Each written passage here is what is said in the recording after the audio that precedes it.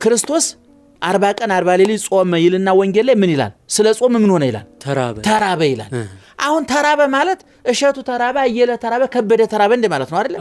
ተራበ ለአምላክ አይስማማው። ትክክል። ይሄንን ንባብ ይዘህ ማቴዎስ ወንጌል ምዕራፍ 14 እና 15 ላይ ስትሄድ ደግሞ 2 ዓሣ 2 እንጀራ ባርኮ 5000 ሰው አጠገበ ይላል። 5 እንጀራ ለ5000 ሰው በልቶ 12 ቅርጫት ተመለሰ ይላል። ልብ አድርግ። ቅድም 40 ቀን 40 ሌሊት ጾሞ ምን ሆነ ብለናል? ተራበ። ይሄ ምኑን ያሳያል? ሰው መሆኑ። ይሄን ብቻ ይዘህ ካነበብክ አንተ ካየለ ከከበደ የተለየ ትርጉም የለውም።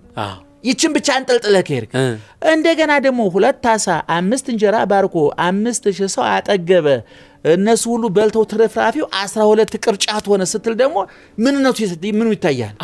አምላክነቱ ይታያል።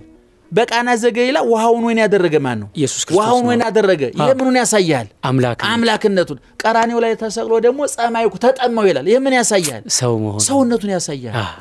በዮሐንስ ወንጌል ምዕራፍ 4 ቁጥር 7 ላይ ወደ ኪሞ እግዚ ኢየሱስ በሐዊረ ፍኖት ነበረህየ ኢየሱስ ክርስቶስ መንገድ ከመሄድ ደክሞ በውሃው ጉድጓድ አጠገብ ተቀመጠ ይላል።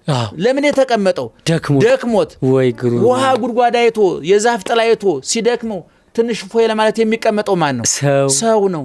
ይችን ብቻዋን ገንጥለህ ከጠፋህ አንተ ኢየሱስ ክርስቶስ አየለ ከበደ ሆነ ማለት ነው። እንደገና የማቴዎስ ወንጌል ምዕራፍ 11 ቁጥር 27 28 ላይ ስትመለከት ደግሞ እናንተ ደካሞች ሸክም የከበዳችሁ ወደ እኔ ኑ እኔ አሳርፋችኋለሁ ይላል። አሁን ደግሞ እዚህ ላይ ደካሞች ምን አደረገ? አሳረፈ።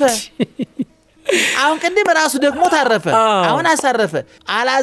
አልዓዛር ና ውጣ ብሎ ከመቃብር አልዓዛር ያስነሳው ማን ነው?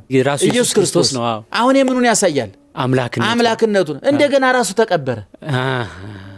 አየህ፣ ራሱ ሲቀበር ሰውነቱን ያሳያል። አልዓዛርን ሲያስነሳ አምላክነቱን ያሳያል። በዝግ ቤት ገባ። በዝግ ቤት የገባው ማን ነው? ኢየሱስ ክርስቶስ። ምኑን ያሳያል? አምላክነቱን። እንደገና እንኳን በዝግ ቤት ሊገባ እጅግሩን ይዘው እያንገላቱ ደግሞ ይደበድቡታል። አየህ፣ አባ ጊዮርጊስ ዘጋስጫ ምን ይላል? ኢየሱስ ክርስቶስ 3 አስደናቂ ነገሮች ሰርቷል ይላል። በመጀመሪያ በእህቱም ማህፀን ማኅተመ ድንግልናዋን ሳይለውጥ ከእመቤታችን ተወለደ አለ። ሁለተኛ ከመቃብር ሲነሳ መቃብር ክፈቱልኝ መግነዝ ፍቱልኝ ሳይል ተነሳ አለ። ሶስተኛ ለሐዋርያት በዝግ ቤት ገባል። ይሄ ረቂቅነቱን ያሳያል። ሄሬኔዎስ እንዳለ ምንድነው? እነዚህን ነገሮች ገነጣጥለህ አትረዳቸው ወዳጄ ይላል። አንድ ላይ ስፋቸው፣ አንድ ላይ አዋህዳቸው። ምንና ምኑን? አጠገበንና ተራበን፣ ውሃውን ወይን አደረገና ተጠማን። እነዚህ አብረው ሲሰፉ ኢየሱስ ክርስቶስ ፍጹም አምላክ ፍጹም ሰው ይሆናል አለ።